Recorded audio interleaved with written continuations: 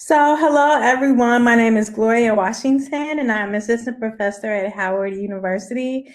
I'll get started. Just a little logistics to tell you some information. I have a couple of dogs that keep barking in the background, so just bear with me and think of it as background information. Okay, so we're going to get it started. As I mentioned, I'm Gloria Washington, and my talk today will be over biometrics and cybersecurity. I am assistant professor at Howard University. So just before I start, I'll just give you a little bit of basics about myself. I'm originally from Kansas City, Missouri. And, I went to Lincoln University, which is a historically Black institution in Missouri. And then from there, I worked for the National Security Agency. And along the way, I also got my PhD and master's. I did a postdoc at Clemson University, and then I also worked for Booz Allen Hamilton and MITRE. And now I am finally at Howard University past 5 years. And basically, my motto, like I like to think of, is that I want to help Black women in particular get PhDs in computer science. So through mentorship and through also motivating them to go to graduate school, I've been able to successfully do that for at least 2 people so far at Howard. Okay, so today's agenda, what we're going to go over is an introduction to biometrics. I'm going to try and keep this high level just because we have different kind of audience. But an introduction to biometrics, some of the challenges that are being experienced with biometrics right now. There are opportunities in biometrics, and then also some conclusion and future directions that we can look towards. And so a lot of you may have heard of biometrics because the proliferation of biometrics as it is now, but for a long time, there was no specified one definition, but usually people refer to it as using physical, physiological, and behavioral characteristics to recognize an individual. And there are various different recognition methods. There's face, there's iris, hand, vein, and ear. Some of the typical uses of biometrics or users of biometrics are law enforcement agencies. We have the military, we have civil identification. If you think about when you go to the airport, also there are physical and logistic access. Then there are commercial applications that you have on your phone. I have a Samsung, and every phone as it stands now has a fingerprint biometric scanner that is usually on the back.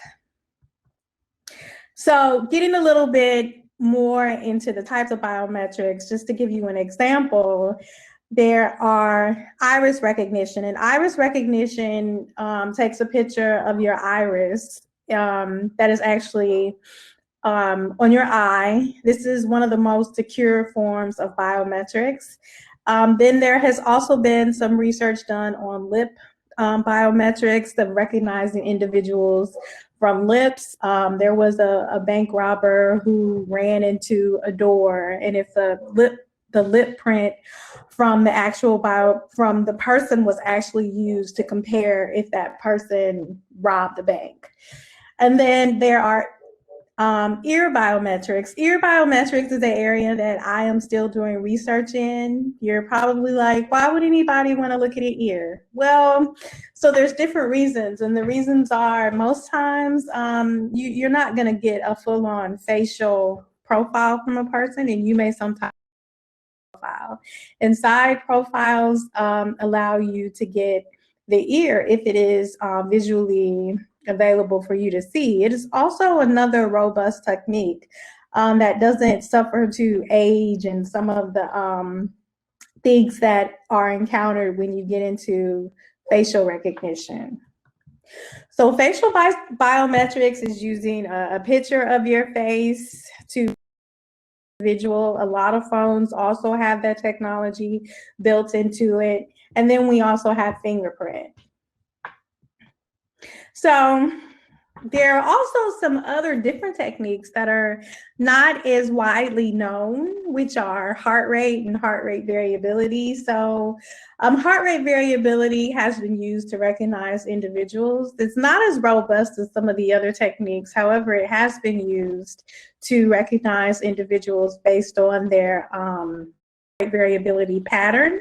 And then there are also behavioral techniques like gait recognition and mouse movement. So a mouse can move a certain way. The way that you move the mouse and the way that you type into the keyboard has also been used to recognize individuals. And so when we think of a typical biometric system, we think of a system where we have a sensor, some sort of sensor module. In this example, we're just going to use fingerprint because fingerprint, for the most part, is one that we know the most information about or has been used the most in the past. Okay, so in this example, you have a fingerprint, you put your fingerprint up to be scanned, if you think about even on your phone, and then there is a process where you can enroll. So before you can actually do recognition or authentication, you must enroll into a biometric system. And so in this, you'll have a fingerprint. This fingerprint is then, the raw data is then turned into features. So features are extracted from your fingerprint. And sometimes these features relate with the type of fingerprint that you have, like if you have a whorl, if you have loops in your fingerprint, and then if you have some of the minutia, that information is pulled out from your fingerprint. Or your biometric template is usually stored on a system database. Because of advances with cloud computing, most times this biometric template could also be stored in a cloud, in the cloud somewhere. If we think about it being stored on your phone, that's probably not the most secure, but sometimes it's stored in a cloud database somewhere. And then to actually use your phone, to open your phone, or if you're trying to get access into an actual building, you would present your fingerprint one more time, and then features would be extracted from there. And then a matcher, you would ask the question to the matcher if this is a match or if it's a non-match. So your biometric template is the thing that is most important when we think of biometrics and where it's, even though you have like starting off with this fingerprint, it's turned into numbers, and these numbers are then stored on a database. These are the things that can actually be stolen from you and taken from you. Your biometric template can be stolen. Okay, so there are some various challenges in biometric security.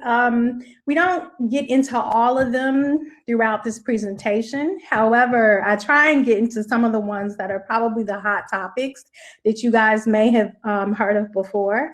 So biometric algorithms are inaccurate, and they become inaccurate often. And we'll talk about that a little bit as how they become inaccurate.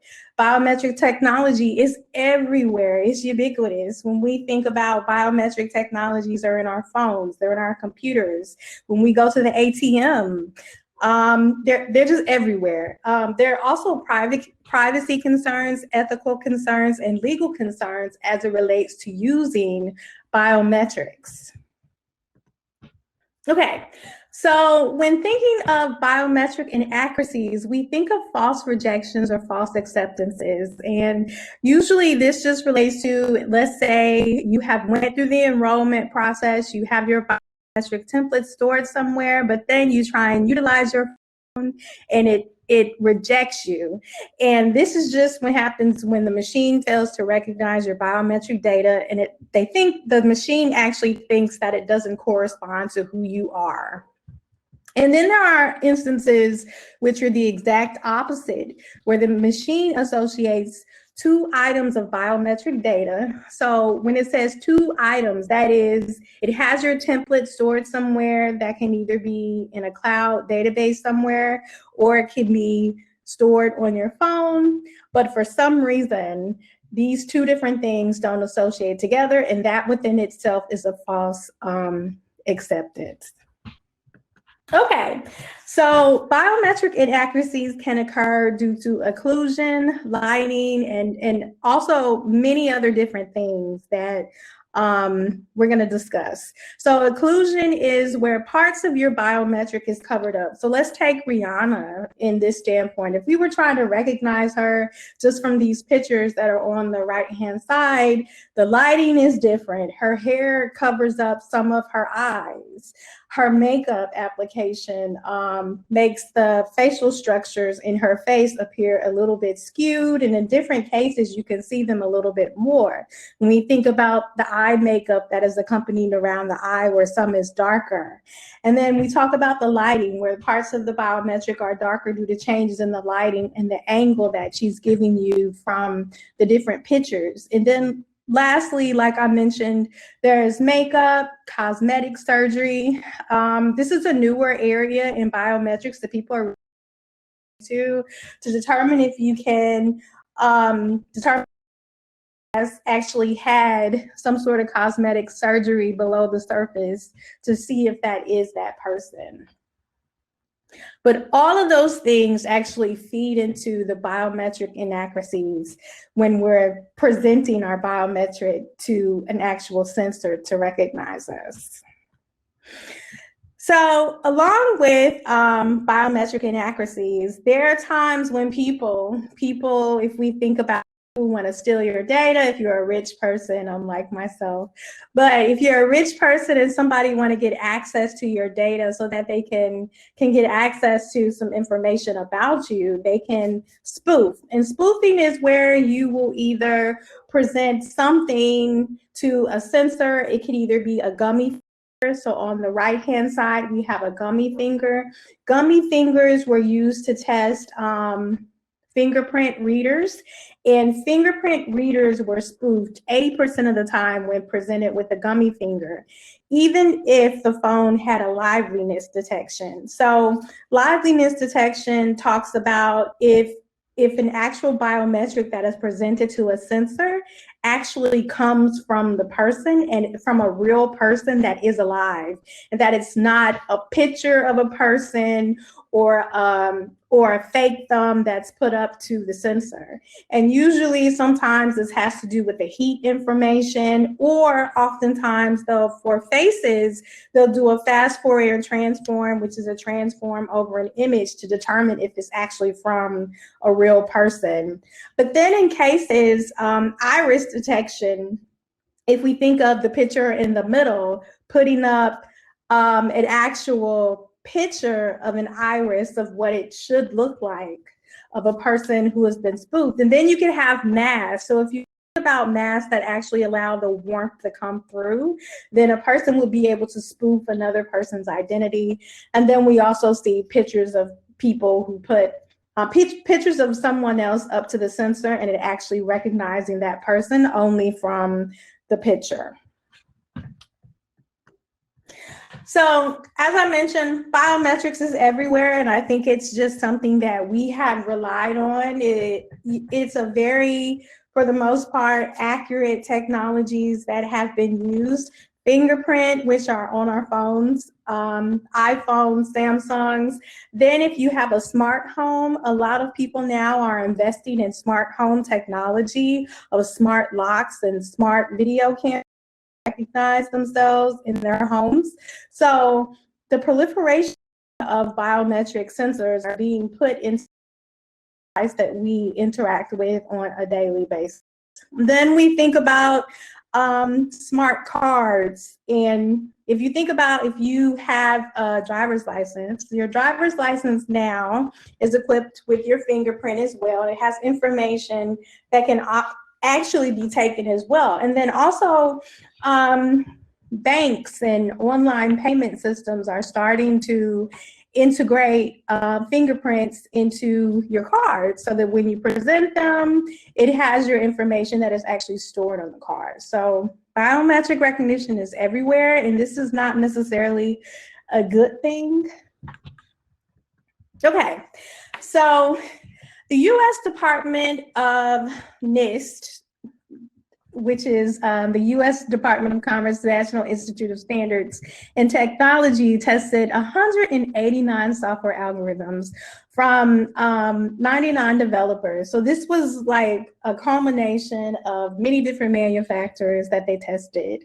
They found that biometric algorithms produced more false positives for Asians and African American faces compared to images of Caucasian faces for one-to-one matching. So when it talks about one-to-one matching, what I didn't describe very quickly is usually when you have a biometric template, it is stored on a database. And sometimes your smart card is a one-to-one matching because you will have your biometric template stored on this smart card that you present, and all it does is just test who you are against that biometric template that's stored on a smart card. So when we think about how inaccurate these systems are, and this is only with one-to-one matching, it's not against 1 to 1 million people that it's trying to match you against. It's failing when it comes to Asian and African Americans. And a lot of this is actually due to the data. It's actually also due to the algorithmic techniques that we use to produce the biometric algorithms. So when I talk about the data, a lot of times academic researchers like myself who utilize databases that don't have Black and brown people represented. So when I think about the research that we're doing with ear recognition, it's really hard to find different kind of brown ears out there. So we at Howard University are trying to produce data sets that are more diverse so that we can utilize this information to hopefully have training and testing to allow the algorithms to be able to train and test on different kinds of individuals. And then sometimes your algorithms just are not as robust. So in this case here, the different study that NIST actually did, it didn't actually get into some of the things as to why the algorithms and the techniques are failing. However, those are some of the two most common reasons. Your data is not diverse, or the algorithmic technique is just not as accurate as it needs to be.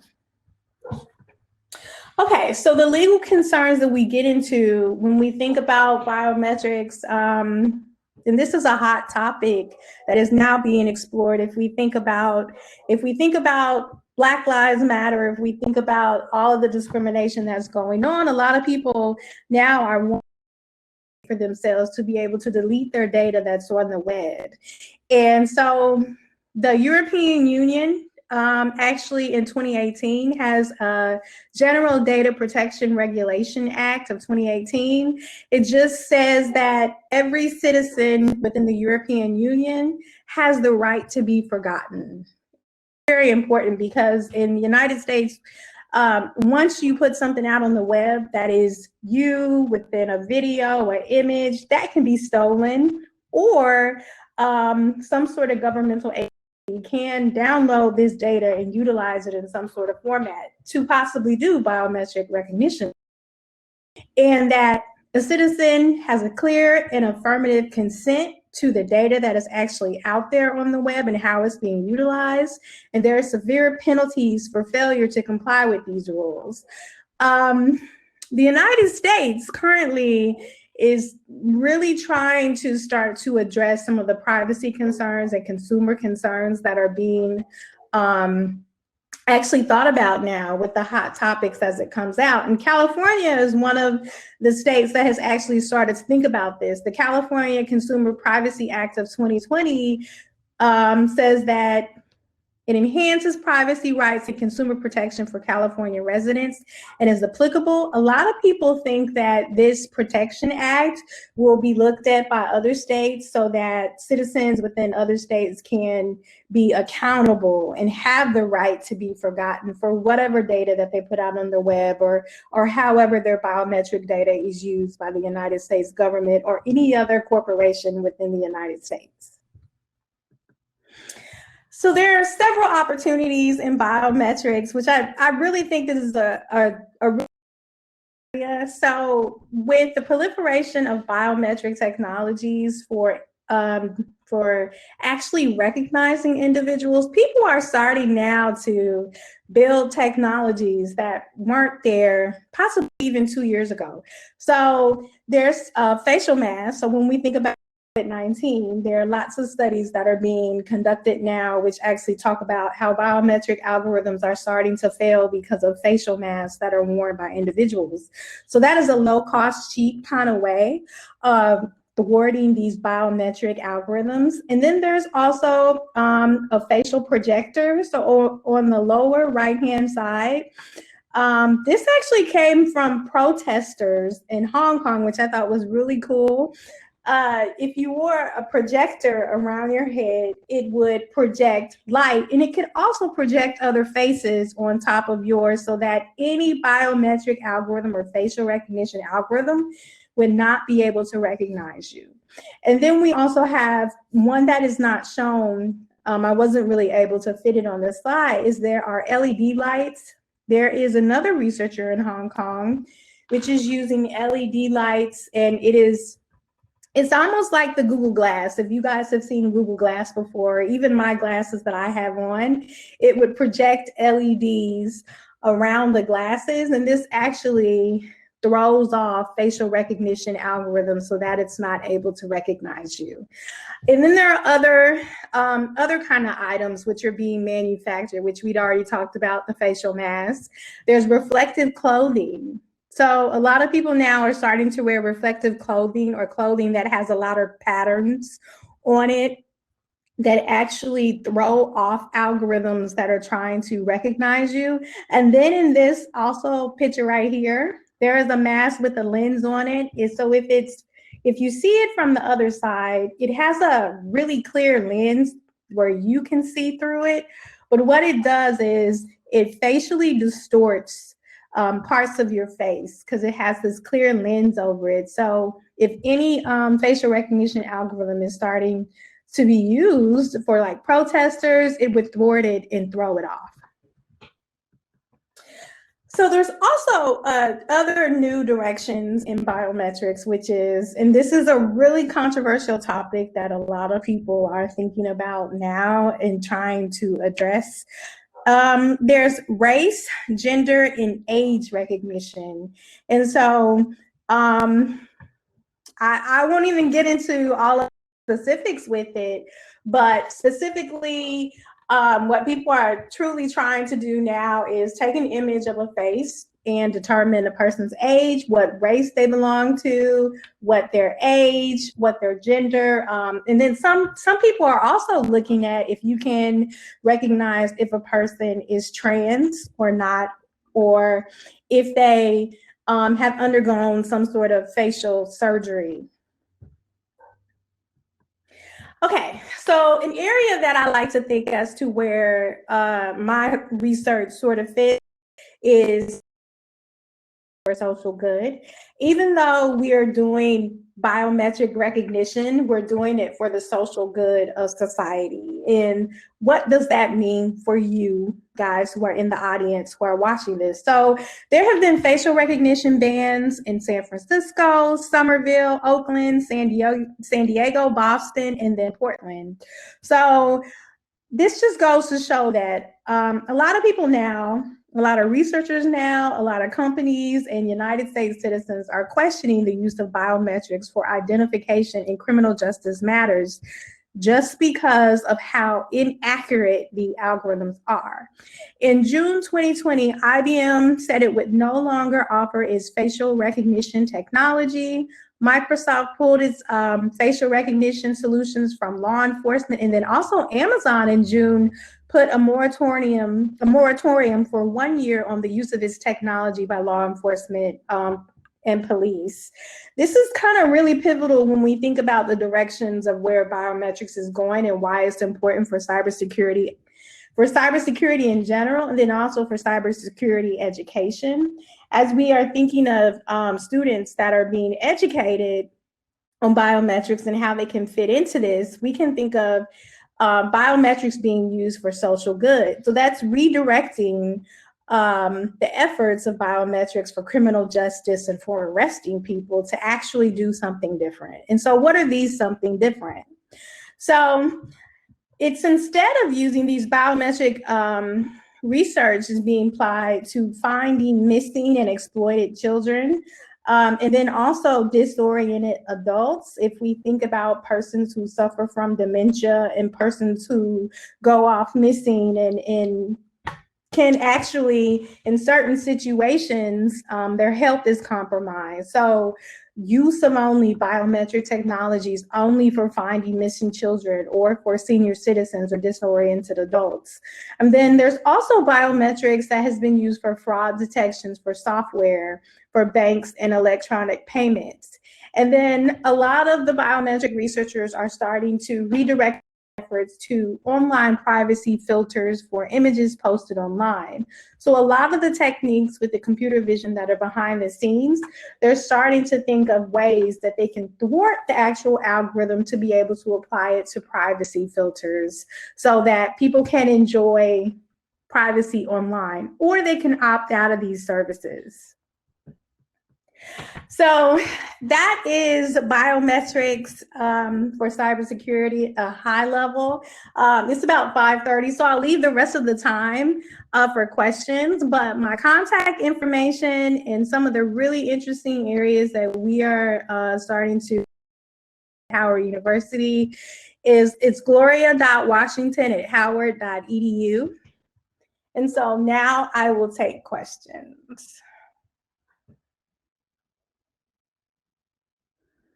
Okay, so I'll try and start with some of the questions that occurred at the beginning. One of the questions that occurred at the beginning is mental health, my primary focus. So like I said, I try and fit my biometric research into biometrics for social good, or AI for social good now. So I do emotional artificial intelligence or recognition of individuals for missing or exploited children. I'm really interested in how we can start to utilize biometric recognition for thwarting sex trafficking, which occurs a lot in the Washington, D.C. area and across the United States in general. So I'm really trying to redirect my efforts to something that could be for the whole of society. Okay, is there any work on compensating for the effects of the masks and lenses that defeat facial recognition? No, I haven't seen any right now, but key thing to note is, and I'll go back to the presentation too, there's an area of biometric recognition called periocular actually looks at the eye. So when you look at these lenses here that are on this presentation, the eye region, the periocular region is still visible. So let's say that a criminal justice or police are using a periocular rather than a facial recognition algorithm. In this case, it probably would be able to recognize. But for the most part, we've seen facial recognition technology used at Super Bowls in the US, and then also I think at like sporting events, at events like on the National Mall in Washington, D.C. So those are facial recognition and don't only take into account the periocular region, but periocular is an area that people are really starting to get into, especially with masks, because if you think about your COVID, like the mask that I have, it covers all the way up to here, but this region here is free and available for any technology to go exploit to actually recognize who I am. Okay.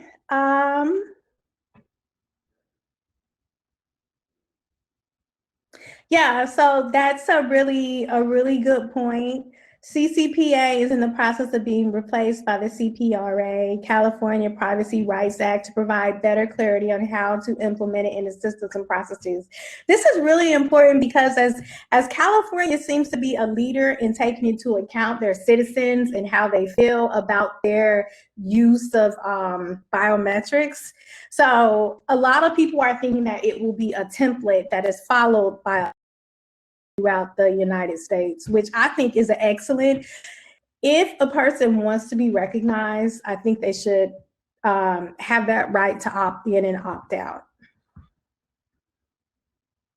Okay, what has been done? That is a really good question. So what has been done for the aging process for facial recognition, especially for missing children? So when we got into the biometric template at the beginning, so when you're working with facial recognition, what happens is you can take different pictures of an individual at different stages of their lives. So as I mentioned, when I first started, I worked for the government for 8 years, and then I worked for MIW for 4 years. When you work in the government, you take pictures, I think it's about every 4 years. Can't remember. However, of you throughout certain stages of your life so that your biometric template is updated. And a lot of times there are many different techniques that have been done, averaging techniques, so they can figure out how you've aged. So an averaging of the biometric templates that they have across the board, which are stored in that system database. So they know how you've changed over time. A lot of times, like when you have your fingerprint for your ID, for your driver's license, that also, if you think about, at least for me, my driver's license expires every 10 years. So every 10 years, I would have to go into and have my fingerprint retaken. There's something else that I also forgot to mention as well when it comes to fingerprints. So you work with your hands, like sometimes if you are a hairdresser and you work with chemicals that are caustic, and I find that this kind of happened to me when I went natural, in that when they take my fingerprint now, my fingerprint is not as clear as it was when I first took it 10 years ago. And I'm thinking the reason being is because I use more of my hands now in working with my hair, and the chemicals are like doing something to my fingerprint. But then that also happens with coal miners as well, where your fingerprint over time does not become viable. But usually for the aging process, you take pictures over time, and then that is matched up against usually an algorithmic technique that'll be able to tell you if this is that person. It's not as accurate. However, they're starting to work on different techniques to make it accurate, more accurate. I hope that was, I was able to answer that question. Okay. Do we have any other questions? With the 10 minutes that we have left. So with the 10 minutes that we have left, I want to think about some of the hot topics as it relates to biometrics. Some of the hot topics as it relates to biometrics is, of course, biometrics for social good, right?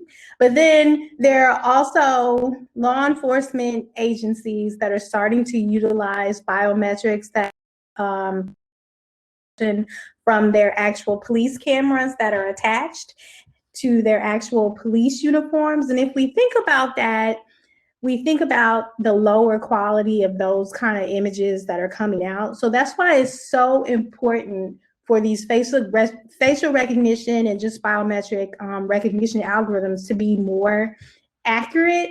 Because if they're helped in the process of actually understanding who a person is before they get there, so that they can make an informed decision of whether to arrest that person or not. Could you describe what companies are doing to get more diverse training data? Yes, that is a very important question. Okay, so a lot of people, I think because at Howard, we have diverse students and diverse faculty in general, a lot of people have reached out to me to try and get access to the database that we are creating that has diverse biometric data in it. I will say this because it is mainly has students in it.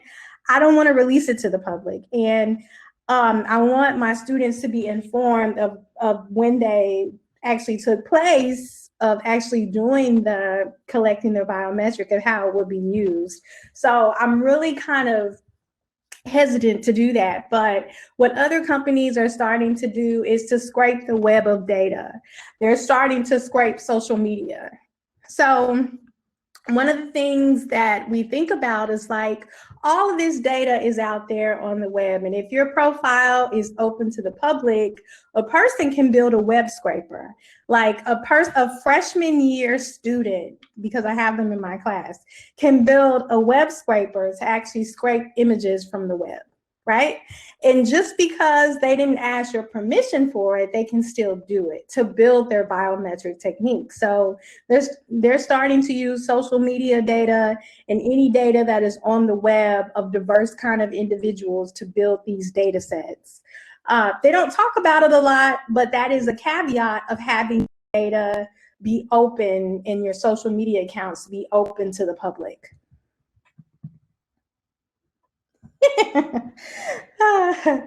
And one person had said, a professor that finishes lectures early, I can learn from you. I'm really trying. I wanted to give enough time so that people had questions.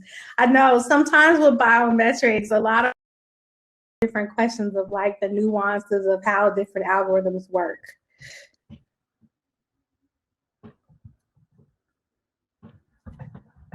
Did we have any other questions?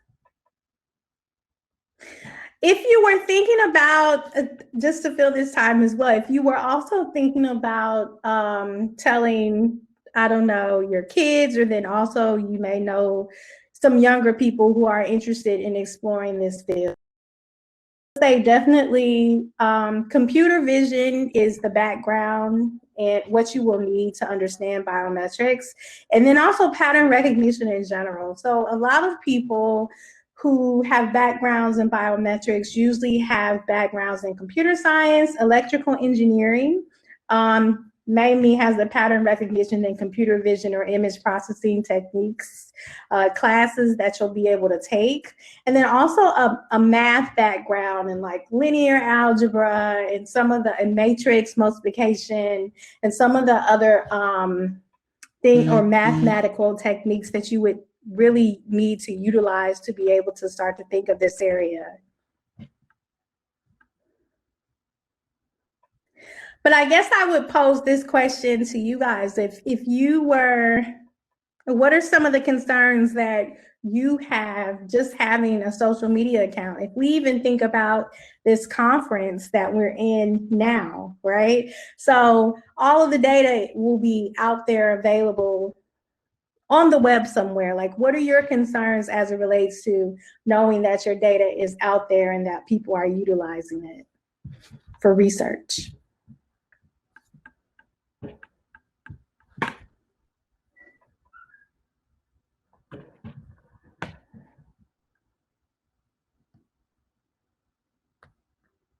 Are there any ethical concerns that you think about? Yeah. Yeah. So, and this is with people who are able to steal each other's identities. So spoofing, even though I talked about it really, really quickly, it is truly, you can impersonate anyone. If you steal a person's biometric, it's gone forever because it's a physical characteristic related with you, like your fingerprint, vein, face. That is attached with you forever. So if a person steals your biometric and impersonates you, it's hard for you to prove that you are that person.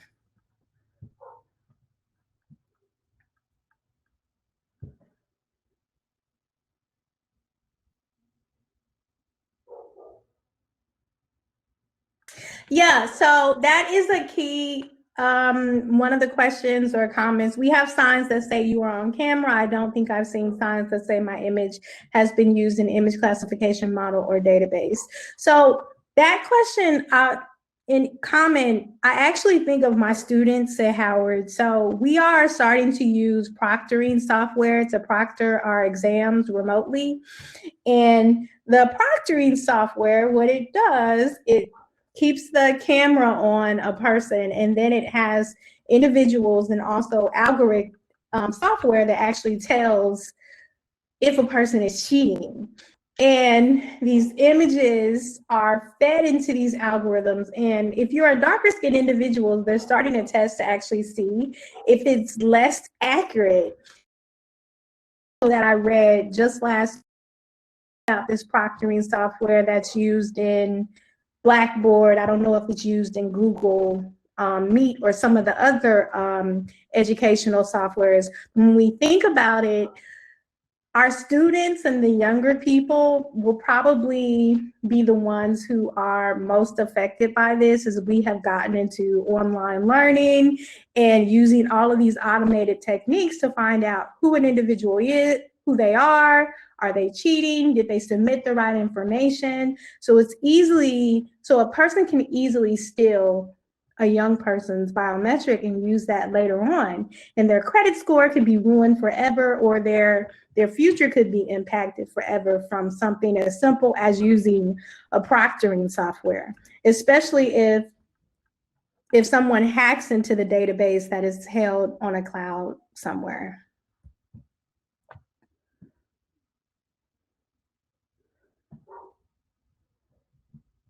So, okay. Well, with the last little minutes that we have left, I'll put my email back up there, which is gloria.washington@howard.edu. Thank you so much again for coming to this talk and for listening to me. People don't think of biometrics and cybersecurity, or at least I would possibly say my students don't. I would say at most universities, at least the HBCU ones that I have encountered, we think of cybersecurity like only from the networking standpoint. But this is a huge area now that people are starting to address privacy concerns, ethical concerns, and how can we start to repurpose these biometric algorithms for social good.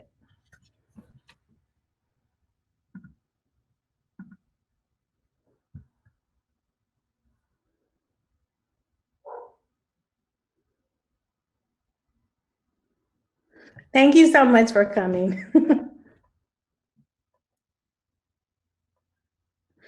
Also, another thing, if you work for the United States government, they tell you that it's like a caveat. For the most part, you don't have a social media presence. However, if you are in academia, it is expected that all of your talks, all of your images for your students should be on the. Think about how impressionable 19 to 21-year-old undergraduates who are working in your lab and showing the work that they're doing, that this should all be out there just so that people can see and find you. But it presents a situation where someone could steal their identity.